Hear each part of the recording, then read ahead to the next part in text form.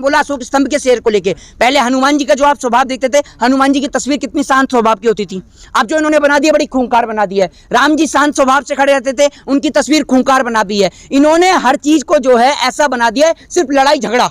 जय जवान और जय किसान का नारा, उस जय जवान और जय किसान के नारे पे मोदी जी ने मिट्टी का तेल डालकर उसमें आग लगा दी और उसकी जगह लिख दिया मरे जवान और मरे किसान, मेरे को कोई फर्क नहीं पड़ता। इसके अंदर हर चीज की कीमत बढ़ती है, लेकिन माचिस का दाम आज भी 1 रुपए है, क्योंकि आग लगाने वालों की कीमत उतनी ही रहती है। तो आप इस देश में कितनी भी आग लगाने की कोशिश कर लीजिए, आप लोगों की कीमत या अपनी नफरती चिंटुओं की कीमत सिर्फ 1 रुपए ही है। वरना इधर खड़े होकर बता दीजिए आकर कि पत्रकारिता में स्थान कौन सा है आपका, पत्रकारों का ये बता दीजिए। व्हाट्सएप यूनिवर्सिटी का ज्ञान आप अर्जित करती हैं, बता दीजिए। एक मिनट, भारत देश का संविधान कब लिखा गया, जरा बताइए। भारत देश का संविधान कब लागू हो गया, कितने पन्नों में भारत देश का संविधान लिखा गया।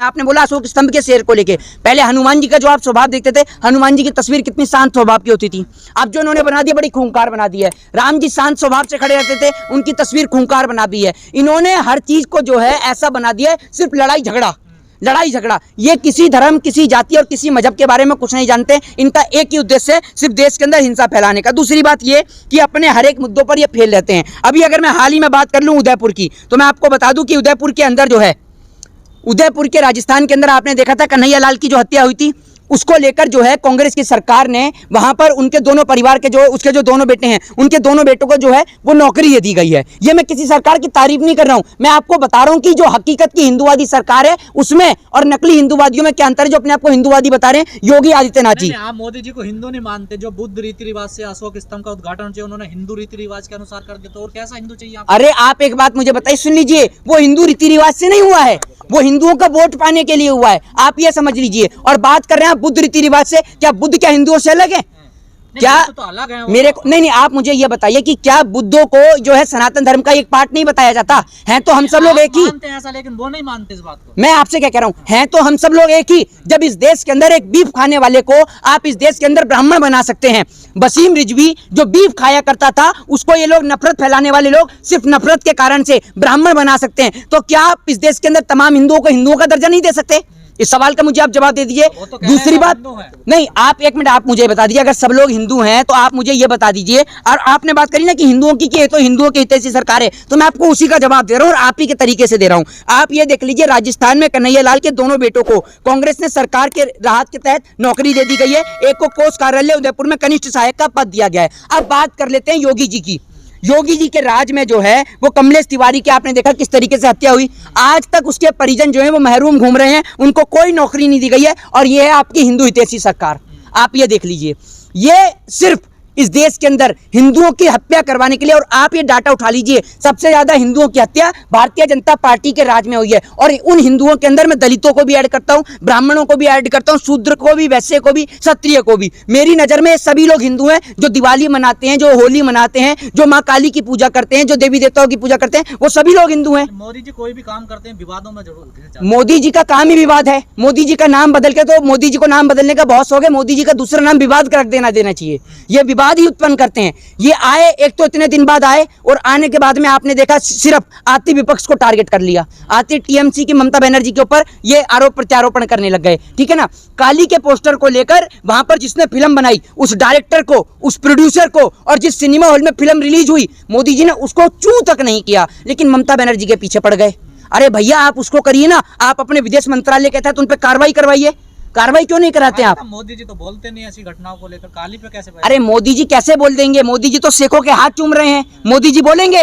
मोदी जी सिर्फ इस देश में दंगा करा सकते हैं। मोदी जी और मोदी जी की गैंग, ये गैंग है, सरकार कोई नहीं है। इस देश के अंदर सिर्फ 2 लोग हैं जो खा और कमा रहे हैं, 2 लोग बेचने वाले ये हैं, मोदी और ये अमित शाह, और खरीदने वाले जो है अंबानी और अडानी। इन 4 लोगों के अलावा कोई 5वां आदमी आप बता दीजिए। देश की अर्थव्यवस्था की इस तादाद खराब हो गई है, देश की अर्थव्यवस्था पूरी चौपट हो चुकी है, लेकिन देश की अर्थव्यवस्था को लेकर कोई बात इस देश में नहीं होती है। हमें अपने पड़ोसी मुल्क को लेकर सबक लेना चाहिए, उनसे सबक सीखना चाहिए, लेकिन कोई सबक सीखने को तैयार नहीं है। सेना के जवान को चौकीदार बना दिया आपने, किसान को जो है बद्दुआ मजदूर बनाकर रख दिया आपने इस देश के अंदर। जो इस देश में नारा दिया जाता था जय जवान और जय किसान का नारा, उस जय जवान और जय किसान के नारे पे मोदी जी ने मिट्टी का तेल डालकर उसमें आग लगा दी और उसकी जगह लिख दिया मरे जवान और मरे किसान, मेरे को कोई फर्क नहीं पड़ता। मैं जापान भी घूमूंगा, मैं अमेरिका भी घूमूंगा, मैं मैं रसिया भी घूमूंगा, रोक सको तो रोक लो, मैं तो शक्तिमान हूं जी। मान लिया जाए लाख बुराई है सरकार में, लेकिन जनता तो चुन रही है उनको, प्यार जनता चुन रही है या ईवीएम चुन रहा है, ये सबसे बड़ा अब तक एक वो बना हुआ है। ये सवाल का जवाब आज तक नहीं दे पाया है देश कि जनता चुन रही है या ईवीएम चुन रही है। ये सबसे बड़ा प्रश्न चिन्ह है। आपको क्या लगता है, ईवीएम से या फिर जनता? ईवीएम से। जनता कैसे चुन लेगी? जनता को आपने बिहार में पीटा, जनता को आपने यूपी के अंदर पीटा। जनता जब इस देश के अंदर सड़क पे आंदोलन करने के लिए उतरी, रोटी के लिए सड़क पे उतरी, तो आपने किसान को पीटा। जब इस देश के अंदर जवान सड़क पे उतरे आंदोलन करने के लिए, आपने जवान को पीटा। तो इस देश के अंदर वोट आपको कौन दे देगा? कौन वोट दे देगा? आपको क्या लगता है इस देश के अंदर वो दलित वोट देगा जिसकी बेटी के साथ बलात्कार हो गया, जिसमें आप कहते हैं, आपकी पार्टी के नेता भी बयान दे देते हैं कि छोटे घर की बेटियां तो बलात्कार के लिए होती हैं? या आपकी नजर में वो ब्राह्मण इनको वोट दे देगा जिसके परिवार को कुल्हाड़ी से काट दिया गया, जिसकी मां न्यूज चैनल पर बैठ के कमलेश तिवारी जैसे परिवार के लोग आपको वोट दे देंगे? ये बता दीजिए आप मुझे, हैं? या क्षत्रिय आपको वोट दे देगा, या आपको शूद्र आपको वोट दे देगा, या वैश्य आपको वोट दे देगा? कौन आपको वोट देगा? आपने किसके लिए काम किया ये बता दीजिए, हैं? कौन से हिंदुओं के लिए और क्या काम कर दिया? आज आप खड़े होकर मुझे बता दीजिए। हिंदुओं के लिए काम कर रहे हैं। अरे कहने को तो मैं आपको ये कह दूं कि मैंने अपनी 50 बीघा जमीन आपके नाम कर दी, आप उसका मुझे पैसा दे दो, तो आप दे देंगे क्या? बातें योजनाओं का लाभ मिला है वो तो वोट देंगे ना जी। जिन्हें योजनाओं का लाभ मिला है वो तो आप मुझे ये तो बता दीजिए कौन सी योजना और किसको योजनाओं का लाभ मिला है, आप मुझे ये बता दीजिए। नहीं पता? तो आप बता दीजिए, आपसे तभी तो पूछ रहा हूँ। अगर मुझे पता होता तो मैं बोलता ही क्यों? अब देखिए ना, कल फिर मोदी जी ने कहा है कि विकास की धारा बह रही है। तो ये विकास की धारा कहाँ बह रही है? विकास की धारा का तो मुझे पता नहीं, लेकिन विकास जो है डूबता हुआ मेरे पास फोटो है। अच्छा। विकास तो लगातार डूब रहा है, कहीं पानी में डूब रहा है तो कहीं कहीं पे डूब रहा है। कौन से विकास की बात कर रहे हैं आप?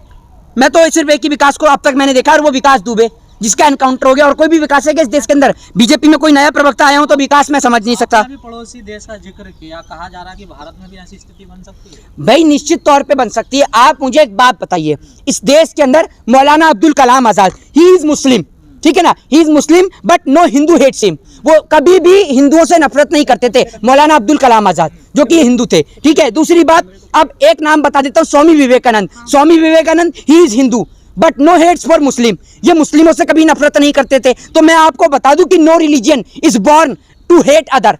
जो धर्म है वो किसी से भी नफरत करना नहीं सिखाता है। मुसलमानों से नफरत करते हैं।